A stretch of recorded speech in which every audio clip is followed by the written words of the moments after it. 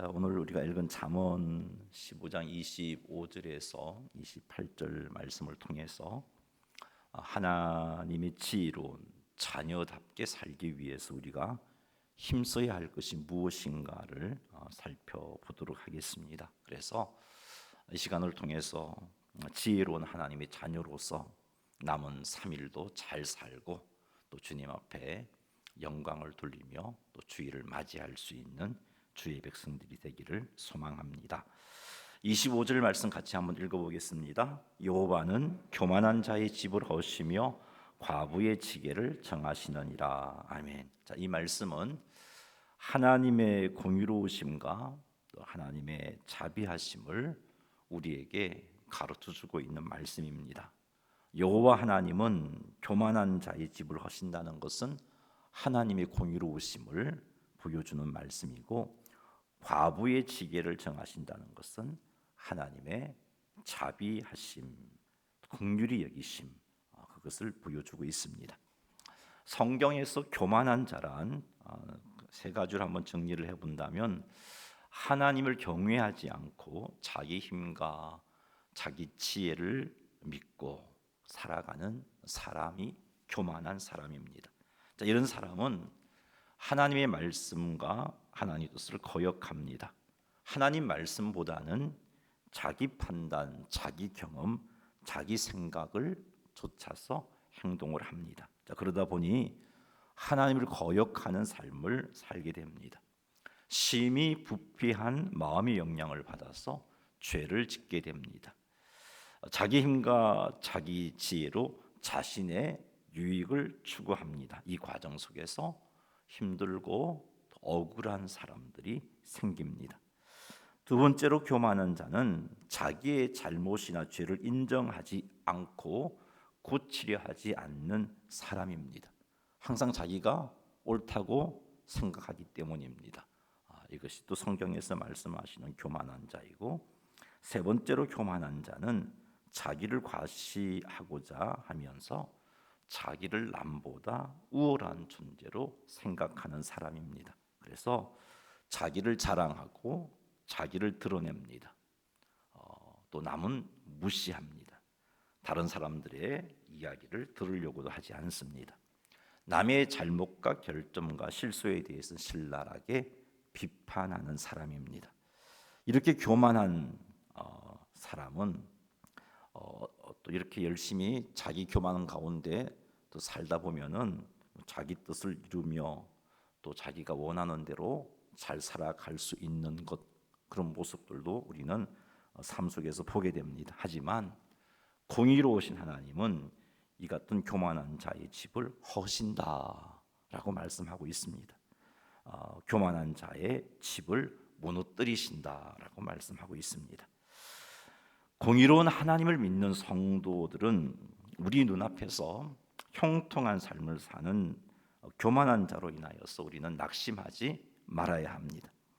이들의 형통함을 보고 교만한 자들의 방식을 추구하고자 하는 유혹에 넘어가지 말아야 합니다. 하나님은 공의로우십니다. 그래서 반드시 이러한 교만한 자를 심판하십니다. 반드시 이들의 집을 무너뜨리십니다. 그러니 교만한 자들이 이 땅에서 잘 살고 있는 모습에 낙심하지도 말고, 또 속상해하지도 말고, 또 부러워하지도 마시기 바랍니다. 이들의 삶의 방법을 따르도록 하는 유혹에도 넘어가지 마시기 바랍니다. 하나님의 자녀인 우리가 취할 자세는 하나님을 경외함입니다. 그리하여서 하나님의 말씀과 뜻에 온전히 순종하는 삶을 사는 것이고 하나님을 의지하는 것입니다. 혹 인생에 힘들고 어려운 문제를 만났을 때 교만한 자의 삶의 방식을 추구하고 싶은 생각이 들 수도 있지만 그렇게 넘어가지 말고 철저하게 하나님을 의지해야 합니다. 그리하면 하나님께서 교만한 자의 집은 허시지만 하나님을 경외하고 의지하는 자의 집은 세우십니다. 비록 하나님께서 우리의 집을 세우시는 결과가 더디게 나타난다 할지라도 낙심하지 말고 하나님을 믿는 믿음을 끝까지 지키시기 바랍니다. 그리하면 반드시 하나님께서 집을 세우시는 은혜를 누리게 됩니다. 그러니 교만하지 말고 또 그 교만한 자들의 형통함에 속상해하지 말고 철저히 하나님을 경외하고 의지하시는 성도님들이 다 되시기를 주님의 이름으로 축복합니다. 교만한 자의 집을 허시는 하나님께서는 오늘 25절 말씀을 보니까 과부의 지게를 정하신다라고 말씀하고 계십니다. 과부의 지게를 정하신다는 것은 하나님께서 과부를 돌보시고 그들의 권리를 지켜주신다라는 그런 의미의 말씀입니다. 성경에서 과부는 사회적으로도 경제적으로도 가장 취약하고 도움이 필요한 사람입니다. 그러다 보니까 힘 있는 악한 자들이 이들이 가지고 있는 과부들이 가지고 있는 작은 권리조차도 자신의 유익을 위해서 빼앗고자 하는 일들이 고대 건동 지역에서 종종 일어났습니다. 하나님은 이러한 일들이 일어나는 것을 방지하시려고 이스라엘 백성들이 가나안 땅에 들어가 정착하기 전부터 모세에게 이웃의 지게표를 옮기지 말라, 경계표를 옮기지 말라라고 가르쳤던 겁니다. 신명기 27장 17절 말씀 같이 한번 읽어보겠습니다. 그의 이웃의 경계표를 옮기는 자는 저주를 받을 것이라 할 것이요 모든 백성은 아멘 할지니라. 가나안 땅 정복을 앞둔 이스라엘 백성들에게 이웃의 경계표 즉 지게표를 옮기는 자는 저주를 받을 것이다라고 말씀하셨고 그것에 아멘하게 하셨던 겁니다. 이웃의 경계표, 그 당시 오늘날처럼 지적도가 있고 측량 기술이 발달해 갖고 내 땅은 요만큼이라고 이게 법적으로 등기소에 등기되어 있는 상황이 아니었습니다. 그냥 경계석만 찍어 박아 놓고 이것이 내 땅이다 그렇게 인정해주고 그렇게 지냈던 거죠. 그러다 보니까 힘 있는 사람이 참 힘없는 사람의 땅을 탐해서 이 경계석을 옮겨버리는 일들이 종종 있었던 겁니다. 그래서 하나님께서는 그 고대 곤동 지역에서 일어나는 가나안 땅에 일어난 이런 행동이 이스라엘 백성 가운데 있어서는 안 된다라고 하셨던 것이죠. 사회적으로 경제적으로 아무리 힘없는 존재라 할지라도 그들을 함부로 대하지 말라고 하시며 그런 존재에 대해서 하나님께서는 긍휼히 여기시고 자비를 베푸시는 하나님이시다 하는 것을 오늘 말씀이 우리에게 가르쳐주고 있습니다. 그러므로 이렇게 힘이 없는 존재의 지계를 정하시는 하나님을 우리가 믿고 있는 성도라면 우리는 어떻게 살아야 하겠습니까?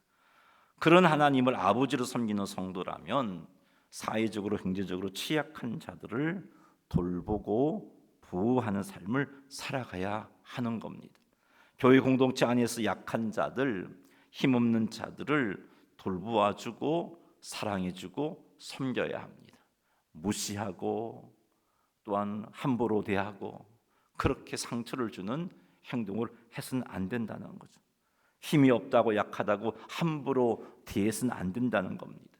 하나님께서는 이들을 사랑하시고 이들에게 자비를 베푸시고 이들이 불이익을 당하는 것을 그냥 보고만 계시지 아니하시고 이들이 불이익을 당하지 않도록 일하시는 하나님이라는 것을 우리는 오늘 25절을 통해서 알았으니까 이런 하나님을 섬기는 우리들이 우리의 공동체 가운데 연약하고 힘없는 자에 대해서 하나님의 마음을 가지고 사랑하고 또 자비를 베풀고 돌보는 모습을 갖추어야 하겠습니다. 이렇게 하셔서 하나님의 지혜로운 백성, 하나님의 지혜로운 백성으로서의 삶을 잘 살아가시기를 주님의 이름으로 축원합니다. 26절 말씀 읽어보겠습니다. 악한 꾀는 여호와께서 미워하시나 선한 말은 정결하니라. 아멘. 악한 꾀는 여호와께서 미워하신다라고 그렇게 말씀하고 있습니다. 여기 꾀라고 번역한 히브리어 원어가 가지고 있는 의미는 두 가지 뜻이 있는데 생각이라는 뜻이 있어요. 생각. 그리고 두 번째는 계획이라는 뜻이 있습니다. 그리고 여기 미워하신다라고 번역한 히브리어 원어 토에바라는 단어가 가지고 있는 뜻은 가증히 여기다, 그런 의미가 있습니다. 이 토에바라는 단어는 우상이나 우상 숭배에 대한 하나님의 미워하는 태도를 나타내는 때에 사용되는 단어입니다. 이 토에바라는 단어를 어디에다가 쓰고 있냐면 악한 생각을 하는 자에다가 쓰고 있습니다. 악한 계획을 품고 있는 자에 대해서 하나님께서 토에바 하신다는 거죠. 우상을 숭배하는 자와 우상처럼 그들을 가증히 여기신다라는 그런 말씀을 하고 계신 겁니다. 자, 이렇게 볼 때 하나님께서는 악한 생각인 악한 계획을 품고 있는 자들이 드리는 예배, 악한 생각과 악한 계획을 품고 있는 자들이 간구하는 기도, 그 예배와 기도에 대해서 연락하시고 응답하실 리가 없다는 것을 알 수 있습니다. 악한 계획과 생각을 가증히 여기신 하나님께서 삶 속에서 악한 생각과 악한 계획을 가지고 살아가는 그런 성도가 있다면, 그런 성도가 하나님 앞에 무릎을 꿇고 그런 성도가 하나님 앞에 예배드린다면 하나님께서는 오히려 그 예배와 그 기도를 가증히 여길 것입니다. 성도들에게는 악한 생각과 악한 계획이 어울릴 수가 없는 겁니다. 성도는 하나님을 예배하는 자들이고 성도는 하나님께서 함께하는 자들이잖아요. 하나님은 악한 생각과 계획을 토해봐 하신다는 사실, 가정이 여긴다는 사실을 알고 우리는 그런 생각, 그런 계획들을 내려놓아야 할 것입니다. 다른 사람들이 손해를 보든 아픔을 겪든 아무 상관없고 내게 유익만 된다고 생각하고 그런 계획을 세우는 것도 악한 계획이겠죠. 자신의 유익을 위해 남을 모함하는 생각이나 계획도 악한 생각, 계획에 해당되겠죠. 상상으로 죄를 짓는 것, 죄를 생각하고 죄를 계획하는 것, 이 모든 것들이 하나님께서 역겨워하시고 가증히 여기신다는 겁니다. 이런 모습으로는 하나님 앞에 온전한 예배자의 모습으로 설 수 없습니다. 이런 자세로 예배를 드릴 때 그 예배가 하나님께서 연락하실, 그 예배를 하나님께서 연락하실 리가 없고, 이런 예배 생활로는 마음에 주님 주시는 평강과 기쁨이 충만해질 수가 없습니다. 회복될 수가 없습니다. 이런 예배 생활이 지속된다면 우리는 가인과 같이 하나님 앞에 더 큰 죄를 지을 수밖에 없습니다. 그러니 사랑하는 성도 여러분, 하나님께서 악한 꾀, 악한 생각, 악한 계획을 토해봐 가증히 여기신다 하는 것들을 명심하세요. 우상 숭배만큼 가증히 여기신다는 것을 명심하십시오. 그래서 우리가 하나님 앞에 나올 때마다 우리의 삶을 돌아보아야 할 것입니다. 오늘 하루 내가 악한 꾀와 악한 생각과 악한 계획으로 하나님이 가증히 여기는 모습은 없었는지를 돌아보아야 할 것이고, 그런 것이 있다면 예배 전에 우리는 예수 그리스도의 보혈을 의지하여 하나님 앞에 우리의 죄를 자백하는 시간을 가져야 할 것입니다. 하나님은 악한 꾀를 토해봐 가증히 여기신다는 사실을 명심하시기 바랍니다. 26절 하반절 말씀을 보면 하나님은 선한 말을 정결하다고 그렇게 정결하게 여기신다라고 기록하고 있습니다. 하나님께서는 정결한 것을 기뻐하십니다. 하나님께서 받으시는 제물의 조건도 무엇인가요? 정결함입니다. 이스라엘 백성들에게 가나안 땅에 들어가 살 때 먹을 음식과 못 먹을 음식의 기준도 부정함과 정결함이었죠. 부정한 음식은 너희들은 내가 정결함을 기뻐하고 너희들은 정결한 내 백성이니까 먹는 것조차도 정결한 것으로 먹고 부정한 것은 먹지 말라고 말씀하실 정도로 정결함을 하나님은 기뻐하시고 원하십니다. 자, 그러므로 선한 말을 하는 하나님의 백성들을 하나님께서 기뻐하시겠구나 하는 것을 우리는 알 수 있습니다. 선한 말을 하는 하나님의 백성들이 드리는 예배, 그 예배를 하나님께서 받으시겠구나 하는 것을 알 수 있습니다.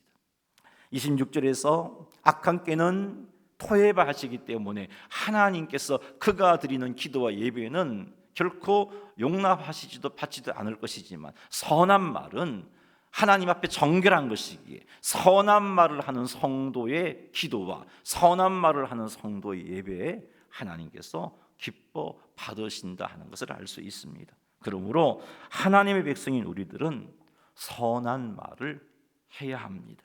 자, 그렇다면 선한 말은 어떤 것인가? 선한 말은 사랑과 진리가 가득한 말입니다. 선한 말은 남을 위로하고 돕는 말입니다. 선한 말은 생명과 평화를 주는 말입니다. 선한 말은 영혼을 살리고 치유하는 말입니다. 선한 말은 하나님의 말씀과 뜻에 합당한 말입니다.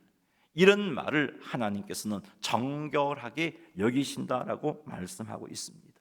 그러므로 거룩한 하나님의 백성들, 하나님을 예비하는 하나님의 백성들은 선한 말에 힘써야 됩니다.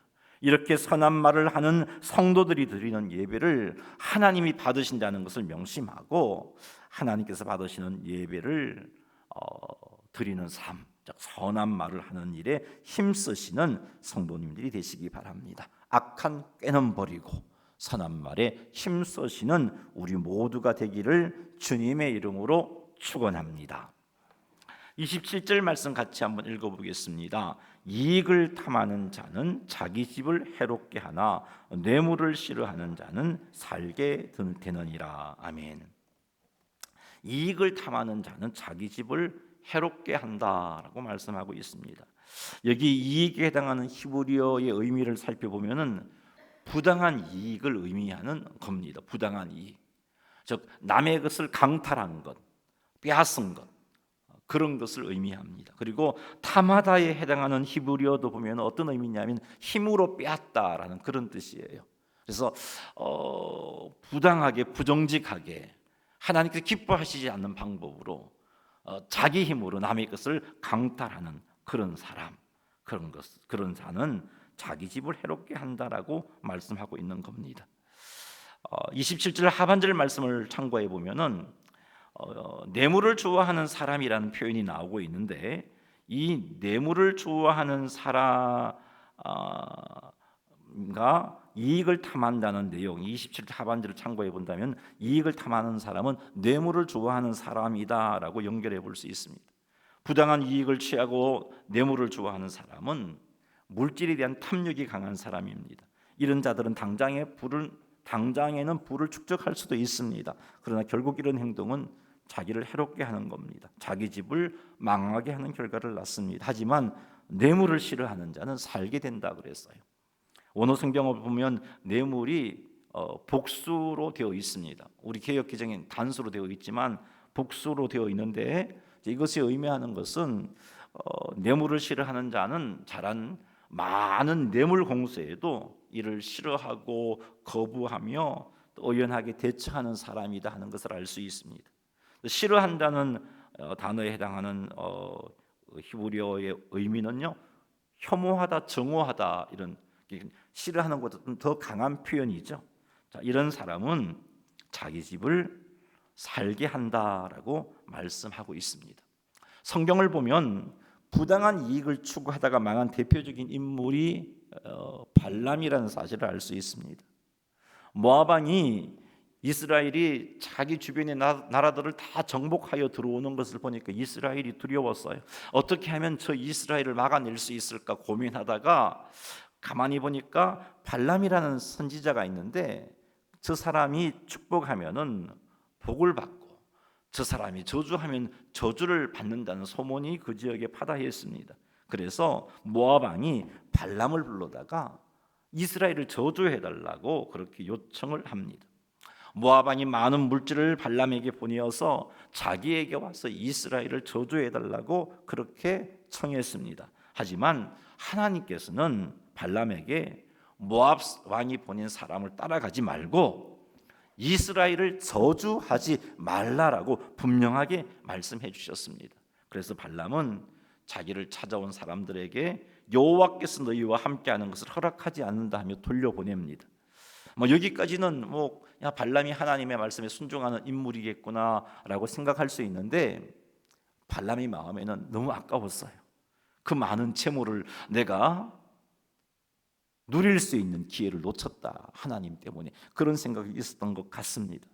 자, 그런 생각을 하고 있는 발람에게 모압 왕이 더 높은 고관들을 보내면서 이스라엘을 저주하면 더 크고 내가 너를 더 크고 더 존귀하게 해주겠다고 약속을 했던 거죠. 이 말에 발람이 마음이 흔들립니다. 하나님께서 분명히 말씀했습니다. 이스라엘을 저주하지 말라라고 분명히 말씀했음에도 불구하고 발람은 그 고관들이 기다려보라고 내가 하나님 앞에 가서 뜻을 물어보겠다라고 청하죠. 하나님, 저들을 저주하러 갈까요? 분명히 가지 말라 그랬는데, 자, 이것은 하나님의 뜻을 알았음에도 불구하고 발람이 가진 탐심 때문에 하나님의 뜻을 모른 척하면서 자기 욕심을 채우고자 하는 부당한 이익을 추구하는 발람의 모습을 보게 됩니다. 이 일로 발람은 죽을 뻔했지만 나기 때문에 살게 됩니다. 어쨌든 여러 가지 일들 가운데 이스라엘을 저주하기 위해서 발람이 모압 왕에게 갔습니다. 하지만 하나님께서는 이 발람이 이스라엘을 저주하지 못하게 만들었고, 그래서 모압 왕이 약속해 준 물질과 종기를 발람은 누리지 못했죠.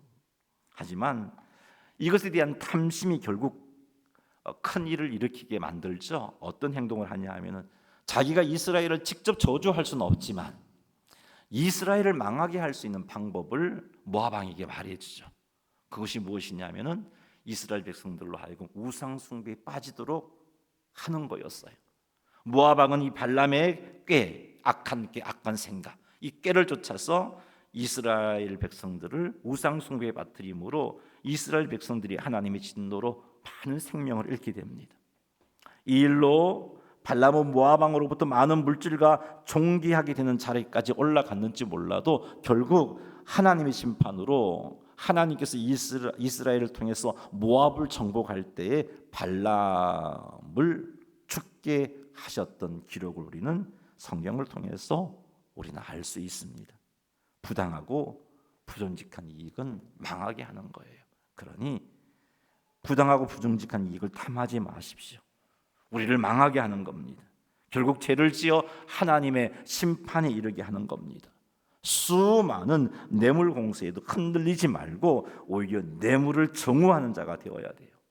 이런 삶을 살려면 깨어있지 않으면 안 됩니다. 아직까지 우리의 구원이 완성되지 못하다 보니까 우리의 마음은요, 아직 육체의 욕심이 꿈틀거리고 있단 말이죠. 그 육체의 욕심이 결국 우리로 하여금 죄를 짓게 만드는데, 이 육체의 욕심이 강하게 내 마음 속에서 역사하게 되면 이 뇌물 앞에 흔들릴 수밖에 없습니다. 그러니 깨어 있어야 되고 하나님을 경외함을 유지해야 됩니다. 말씀과 기도로 깨어 있고, 그래서 하나님을 경외함을 배워서 부당한 물질을 탐하지 말고 오히려 정오하는 자가 되어서 하나님의 도우심으로 잘 살게 되는 주의 백성들이 다 되시기를 주님의 이름으로 축원합니다. 28절 말씀 같이 한번 읽어보겠습니다. 의인의 마음은 대답할 말을 깊이 생각하여도 악인의 입은 악을 솟느니라. 아멘. 28절 말씀은 의인과 악인을 대조하고 있습니다. 의인의 마음은 대답할 말을 깊이 생각한다라고 기록합니다. 하지만 악인은 악인의 입은 악을 솟는다라고 그렇게 기록하고 있습니다. 의인은 하나님을 의지하고 하나님을 경외하는 사람입니다. 이 사람은 대답할 말을 자기 감정을 쫓아서 쏟아내지 않습니다. 하나님을 경외하고 하나님을 의지하는 그 사람은 그가 뱉는 말이 사람을 위로하고 살리는 말인지 상처를 주는 말인지 하나님의 영광을 가리는 말인지 하나님께 영광을 돌리는 말인지 하나님 말씀에 합당한 말인지 아닌지를 생각하고 하나님께 영광이 되는 말, 하나님 말씀에 합당한 말, 위로하는 말, 살리는 말, 평강을 주는 말을 하게 됩니다. 자, 이런 말을 26절에서는 26절 말씀을 보면은 하나님께서 정결하게 여기시는 선한 말이다 하는 것을 알 수 있습니다. 의인은 깊이 생각함으로 이런 말을 하는 자입니다. 하지만 악인의 입은 악을 쏟아낸다라고 기록하고 있습니다. 악인의 입이 악을 쏟아낸다는 것은 생각하지 않고 자신의 감정을 따라 말한다는 겁니다. 생각하지 않고 자신의 감정을 따라 말하는 사람은요, 그 말이 사람에게 위로가 되기보다는 상처가 되고 하나님의 영광을 가리게 되고 하나님 말씀에 합당하지 않는 말을 하게 될 가능성이 큽니다. 예수님을 믿음으로 지극히 거룩한 하나님의 자녀된 우리들이 말로써 상처를 주고 하나님의 영광을 가리고 하나님의 말씀과 어긋나는 그런 말이 되어서는 안 되겠죠. 그러기에 우리는 깊이 생각해야 됩니다. 깊이 생각해서 감정을 따라 쏟아내는 말을 해서는 안 되는 겁니다. 사람에게 상처를 주고 시험 들게 해서는 안 되는 거죠. 하나님의 영광을 가리는 말을 해서 안 되는 겁니다. 이런 말은 하나님의 자녀인 우리, 하나님께서 의인이라고 칭한 우리와 어울리지 않는 말입니다. 우리는 지극히 의로우신 하나님의 자녀입니다. 우리는 하나님으로부터 의인이라고 칭함을 받은 존재입니다. 이것이 우리의 존재인 것을 명심하셔서 우리의 입의 말이 악을 쏟아내는 말이 되지 않도록 대답할 말을 깊이 생각하시는 여러분 되시기를 주의 이름으로 축복을 합니다. 감정을 따라 말을 뱉지 말고 내가 뱉는 말이 하나님 말씀을 거역하는 것은 아닌지, 내가 하는 말이 상처를 주고 시험에 들게 하는 말은 아닌지, 하나님의 영광을 가리는 말이 아닌지 깊이 생각하시기 바랍니다. 이를 위해서 우리는 하나님 앞에 입술에 파수꾼을 세워달라고 간구해야 할 것이고, 우리의 말이 은쟁반에 아우로 새긴 금사과와 같이 경우에 때에 합당한 말이 되게 해달라고 하나님께 지혜를 구해야 할 것이고, 이를 위해서 기도와 말씀 생활을 지속하여 성령 충만함을 유지해야 할 것입니다. 이렇게 하셔서 참으로 우리의 말이 의인으로서 합당한 말, 선한 말을 함으로 하나님께 영광 돌려드리는 그런 삶을 사시게 되기를 주님 이름으로 축복합니다. 말씀을 맺겠습니다. 우리의 삶에 교만은 없는지 살피십시다. 하나님을 의지하지 않고 내 마음대로, 내 힘으로, 내 지혜로 하고자 하는 것들을 내려놓으십시다. 내게 있는 모든 것이 하나님의 은혜인 것을 알고 결코 나를 드러내지 말고 하나님을 드러내는 삶을 사시기 바랍니다.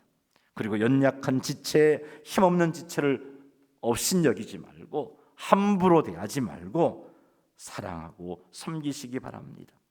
이들을 사랑하고 섬기는 것이 곧 하나님을 섬기는 것이다 하는 것을 명심하십시오. 예수님이 그런 말씀을 하시지 않았습니까? 약한 자에게 한 그것이, 어린 소자에게 한 그것이 나에게 한 것이라고. 사랑하는 성도 여러분, 이 말씀을 명심하셔서 힘없고 연약한 지체들을 섬길 때 마음과 뜻을 다하여 사랑하고 섬기시기 바랍니다. 악한 생각, 악한 계획을 하나님은 토해하신다는 사실, 우상 숭배처럼 가증히 여긴다는 사실을 명심하십시오. 그리고 선한 말, 지체들에게 위로를 끼치고 그들을 바르게 인도하고 하나님의 영광을 드러내는 말을 하나님께서는 정결하게 여기신다는 사실도 기억하십시다. 날마다 정결함으로 하나님을 예비할 우리들이기에 더욱더 우리는 악한 꾀를 버리고 선한 말에 힘쓰는 삶을 살아가야 할 것입니다. 그리고 부당한 이익도 탐하지 말고 오히려 정화하십시다. 그리하여 하나님의 도우심으로 행복하게 사는 우리가 되기를 바랍니다. 마지막으로 거룩한 하나님 자녀답게 깊이 생각하고 말하는 일에 힘쓰므로 지혜로운 하나님의 백성이 되어서 하나님께 영광을 돌려드리시는 성도님들이 다 되시기를 주님의 이름으로 축원합니다.